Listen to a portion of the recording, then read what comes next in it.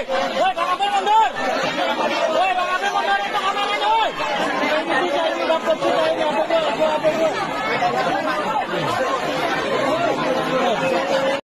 Bismillahirrahmanirrahim. Bismillahirrahmanirrahim. Demi Allah, Demi Allah, saya bersumpah bahwa saya tidak melakukan pembunuhan atau pemerkosaan terhadap Eki dan Vina. Demi Allah, bahwa saya dan ketujuh terpidana adalah salah tangkap yang telah disiksa, disetrum, diberi air kencing dan direkayasa kasus ini oleh Aibtu Rudiana. Apabila saya berdusta dalam sumpah pocong ini, maka saya Tabe selamat linggo na latay selam sujud karendem malempang. Nakon persamaan dia yang menyukai banget nih YouTube-nya Dewi Rantian Intan. Sekarang nih saya lagi mau membahas masalah sumpah pocong. Kan kayak gitu. Apa sih sumpah pocong ini? Apakah sumpah pocong ini ada? Apakah memang akan ada dampak kepada orang yang bersumpah? Kan seperti itu. Kita akan bahas deh. Asal mulanya dari mana? Mungkin ini memang udah turun menurun Kak ya. Dari dulu. Untuk biasanya tuh banyak orang-orang yang kayak di Pulau Jawa atau dimanapun ada kan gitu untuk melakukan sumpah pocong. Ini sudah turun menurun dari dulu. Mungkin di dalam agama saya Allahualam ya, ada atau tidak saya tidak mengerti, tapi kalau sumpah pocong ini biasanya memang dilakukan oleh orang-orang yang memang ada orangnya yang bisa melakukan sumpah pocong ini. Tidak sembarangan orang yang bisa melakukan sumpah pocong. Kan seperti itu. Biasanya sih banyak orang-orang zaman dulu kayak kejawen, kayak gitu-gitu, yang masih memakai aliran kejawen kayak gitu. Nah, itu teknik untuk melakukan sumpah pocong apakah sama seperti mayat yang akan dibungkus? Oke, yang saya tahu ya, biasanya itu dilakukan seperti orang memandikan dulu, selesai dimandikan seperti orang yang meninggal itu, setelah itu nanti dikasih kain kapan putih, setelah orang itu dimandikan disuruh berbaring di kapan putih, setelah itu baru diikat seperti pocong, baru dibacakanlah sumpah pocong itu kepada orang yang dituduh. Seperti itu. Biasanya sumpah pocong ini dilakukan biasanya tidak sembarangan orang sedikit mau sumpah pocong atau apa. Itu biasanya sesuatu hal yang seandainya apakah ini orang disantet, benar nggak kamu nyantet atau benar nggak kamu ini yang susah dibuktikan dengan dengan nalar gitu. Itu yang susah. Nah, biasanya dilakukan orang dengan sumpah pocong seperti itu.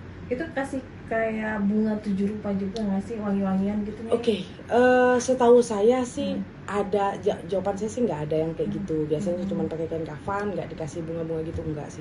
Setahu saya, tapi kita nggak tahu ya. Ada juga mungkin orang yang seperti itu, tapi yang saya pernah melihat, tapi tidak ada dikasih bunga sih. Cuma ditutup pakai kain kafan, diikat seperti pocong seperti itu. Apakah untuk waktu dicari mungkin kayak malam Jumat Kliwon atau bagaimana ya? Itu biasanya sih tergantung dari orang yang disuruh untuk melakukan. Biasanya itu ada kayak kuncennya lah ya, atau ada ustadznya lah, atau ada apanya yang bisa melakukan sumpah pocong ini kayak gitu.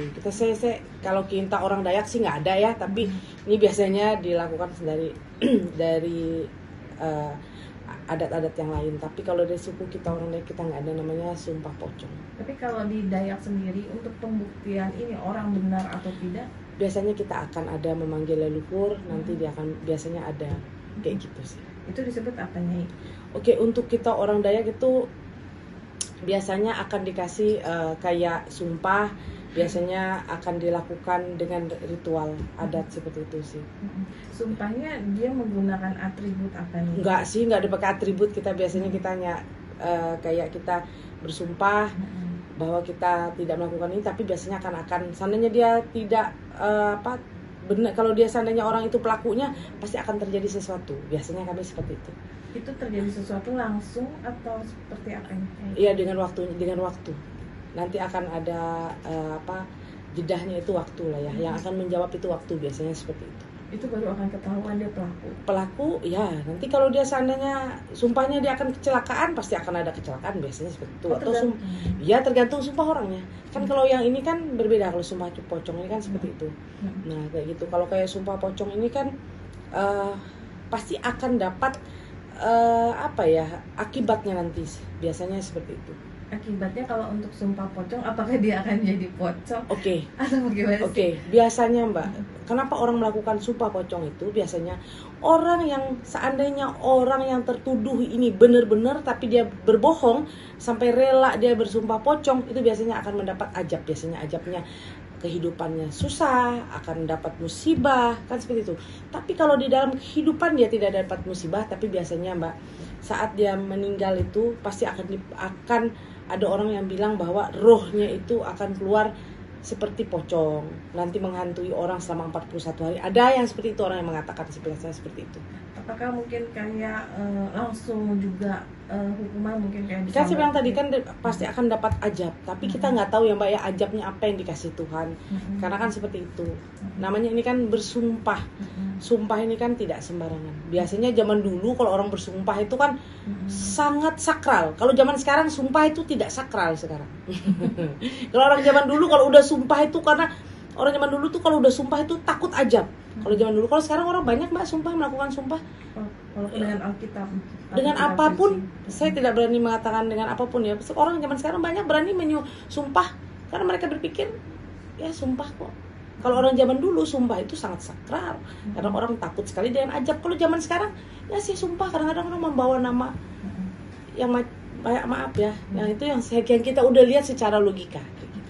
Sebenarnya dari berbagai ajaran itu kan pasti ada untuk pembuktian seseorang benar atau tidak. Tapi kalau menurut Nyai, kira-kira tuh yang paling menakutkan itu pembuktian itu dalam bentuk apa Nyai? Oke, pembuktian yang sangat ini kita bersumpah sama Allah Ta'ala. Kita bersumpah sama Tuhan. Tuhan itu akan memberi ajab sangat luar biasa bila mana kita udah sumpah kan seperti itu. Kalau bagi saya sumpah itu semuanya sakral Mbak. Namanya kita bersumpah. Berarti kita kan melepaskan sesuatu hal yang merasa oh saya berani bersaksi atau saya berani sumpah demi apa. Itu tuh sebenarnya bagi kita tuh sangat sakral, karena sumpah itu kan perjanjian kita kepada orang yang kita ucapkan ini tadi seperti itu. Tapi kalau di zaman sekarang ini Nyai, kalau untuk pelaksanaan sumpah pocong itu masih perlu nggak sih Nyai? Tergantung dari orang lah ya. Jadi saya bilang apa masih perlu? Allahu-alam Mbak. Semua tergantung dari orangnya kan situ. Namanya orang sumpah pocong ini kan biasanya pengen pembuktian kan seperti itu. Kan seperti ya jawaban saya kalau dibilang perlu nggak, tergantung dari orangnya. Oke, sahabat-sahabat saya, jangan sembarangan melakukan sumpah. Sumpah itu akan diberikan ajab. Bila mana kamu bersumpah ternyata kamu berbohong bahwa apa yang kamu lakukan itu adalah tidak benar, mungkin sumpah itu tidak akan mendapat karmanya kamu. Tapi bila mana sumpah yang kamu lakukan itu ternyata kamu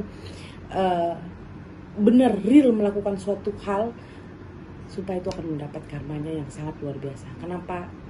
Sumpah itu ada, kalau salah kamu lakukan pasti akan mendapat ajab.